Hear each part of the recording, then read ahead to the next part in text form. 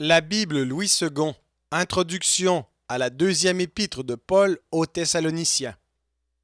Tout ce qu'il y a à dire comme introduction à cette courte épître se réduit aux quelques informations fournies par l'épître elle-même. Ainsi, il est évident qu'elle fut écrite peu de temps après la première à la même Église, pendant le séjour d'1 an et demi que Paul fit à Corinthe. En effet, nous retrouvons auprès de l'apôtre ces mêmes compagnons d'œuvre, Silas et Timothée, qui, bientôt après son départ de Corinthe, ne paraissent plus sa société. Il y a aussi dans son épître une allusion probable aux persécutions dont Paul fut l'objet de la part des Juifs vers la fin de son séjour à Corinthe. L'état spirituel et moral de l'Église de Thessalonique est tellement semblable dans les deux lettres, les questions agitées sont tellement les mêmes qu'il ne peut s'être écoulé un long temps de l'une à l'autre. Comme la situation était restée identique, comme les mêmes besoins persistaient et que, à leur sujet, l'apôtre avait sans doute reçu des informations nouvelles, il trouva nécessaire d'écrire pour la seconde fois à ce troupeau. Il ressort de là quel but il avait en le faisant. L'Église, sans doute, avait fait des progrès dans la foi, dans la charité, mais la persécution continuait à mettre cette foi à l'épreuve et pouvait l'ébranler. Les instructions et les consolations données par l'apôtre dans la première lettre au sujet des morts et du prochain retour de Christ n'avaient pas apaisé les esprits à cet égard. Des hommes inconsidérés continuaient à les agiter en annonçant ce retour comme imminent. Ils abusaient même dans ce but du nom et de l'autorité de Paul, se fondant sur une lettre supposée de sa part. Malgré les avertissements de la première épître, quelques-uns abandonnaient les travaux de leur vocation pour vivre dans l'oisiveté et s'occuper de choses vaines.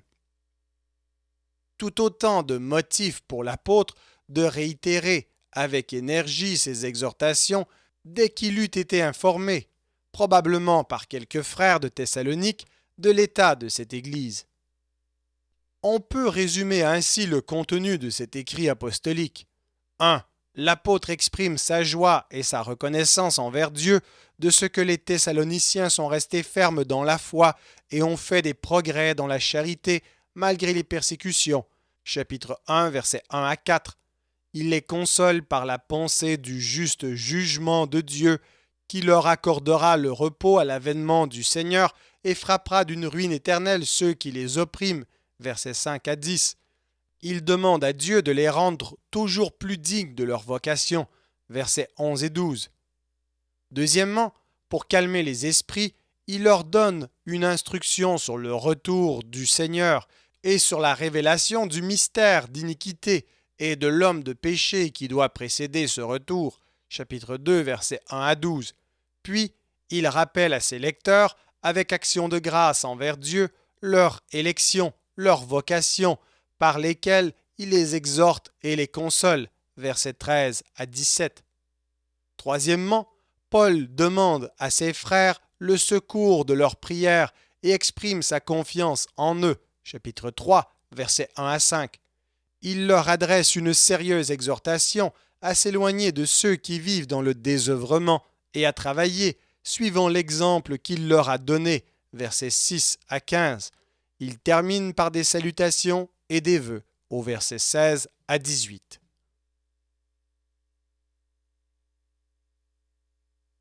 Deuxième épître de Paul aux Thessaloniciens, chapitre 1. Paul et Sylvain et Timothée, à l'Église des Thessaloniciens qui est en Dieu notre Père et en Jésus-Christ le Seigneur. Que la grâce et la paix vous soient données de la part de Dieu notre Père et du Seigneur Jésus-Christ. Nous devons à votre sujet, frères, rendre continuellement grâce à Dieu, comme cela est juste, parce que votre foi fait de grands progrès et que la charité de chacun de vous tous à l'égard des autres augmente de plus en plus.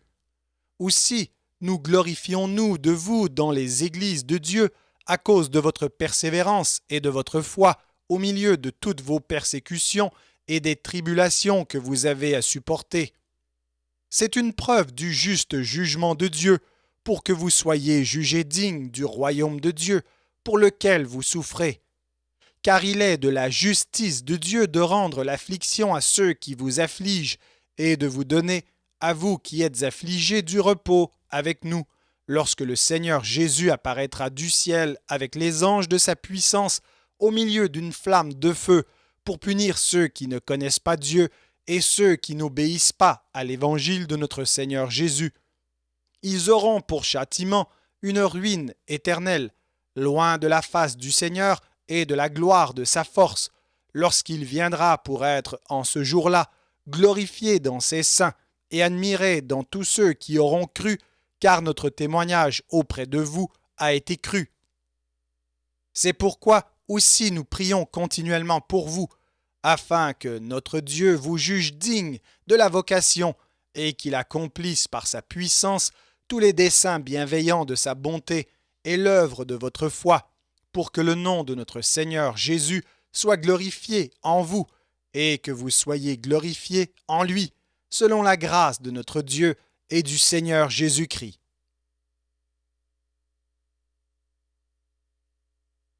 Deuxième épître de Paul aux Thessaloniciens, chapitre 2. Pour ce qui concerne l'avènement de notre Seigneur Jésus-Christ et notre réunion avec lui, nous vous prions, frères, de ne pas vous laisser facilement ébranler dans votre bon sens et de ne pas vous laisser troubler, soit par quelque inspiration, soit par quelque parole ou par quelque lettre qu'on dirait venir de nous, comme si le jour du Seigneur était déjà là. Que personne ne vous séduise d'aucune manière, car il faut que l'apostasie soit arrivée auparavant, et qu'on ait vu paraître l'homme du péché, le fils de la perdition, l'adversaire qui s'élève au-dessus de tout ce qu'on appelle Dieu ou de ce qu'on adore, jusqu'à s'asseoir dans le temple de Dieu, se proclamant lui-même Dieu. Ne vous souvenez-vous pas que je vous disais ces choses lorsque j'étais encore chez vous? Et maintenant, vous savez ce qui le retient, afin qu'il ne paraisse qu'en son temps. Car le mystère de l'iniquité agit déjà. Il faut seulement que celui qui le retient encore ait disparu. Et alors paraîtra l'impie, que le Seigneur Jésus détruira par le souffle de sa bouche, et qu'il anéantira par l'éclat de son avènement. L'apparition de cet impie se fera par la puissance de Satan, avec toutes sortes de miracles, de signes et de prodiges mensongers, et avec toutes les séductions de l'iniquité pour ceux qui périssent parce qu'ils n'ont pas reçu l'amour de la vérité pour être sauvés. Aussi Dieu leur envoie une puissance d'égarement pour qu'ils croient au mensonge, afin que tous ceux qui n'ont pas cru à la vérité, mais qui ont pris plaisir à l'injustice, soient condamnés. Pour nous, frères bien-aimés du Seigneur, nous devons à votre sujet rendre continuellement grâce à Dieu, parce que Dieu vous a choisi dès le commencement pour le salut, par la sanctification de l'Esprit et par la foi en la vérité.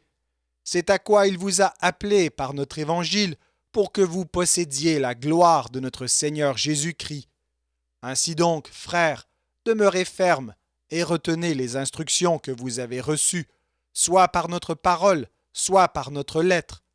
Que notre Seigneur Jésus-Christ lui-même et Dieu notre Père, qui nous a aimés et qui nous a donné par sa grâce une consolation éternelle et une bonne espérance, console vos cœurs et vous affermisse en toute bonne œuvre et en toute bonne parole.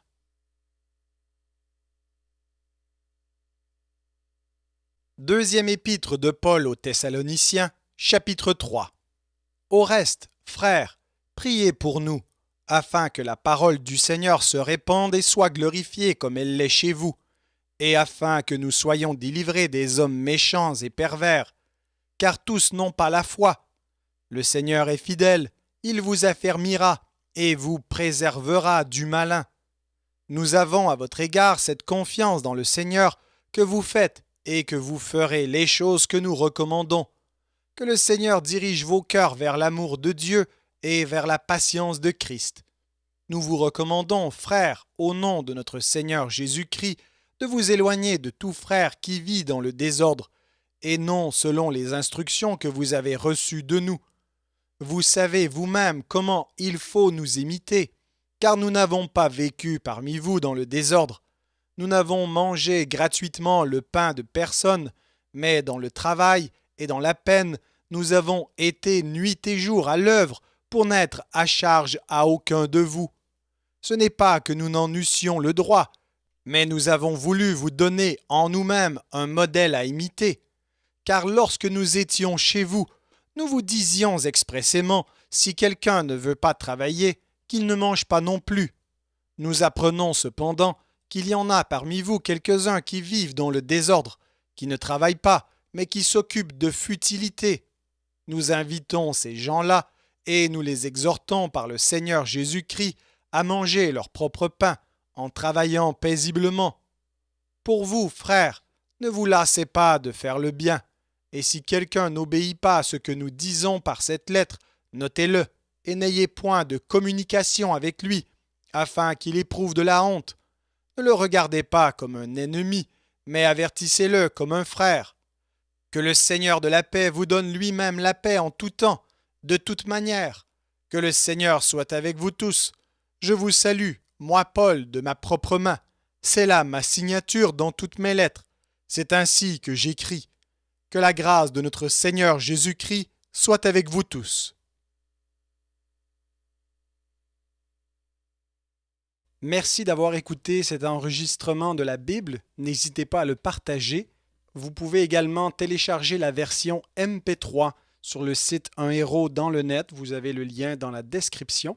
En visitant notre chaîne, vous allez également trouver d'autres versions de la Bible en audio, ainsi que plusieurs ressources pour étudier la parole de Dieu. Toutes ces ressources sont mises à votre disposition gratuitement. N'hésitez pas de nous faire un don si le Seigneur vous le met à cœur en utilisant le lien qui est également dans la description. Merci encore et que Dieu vous bénisse.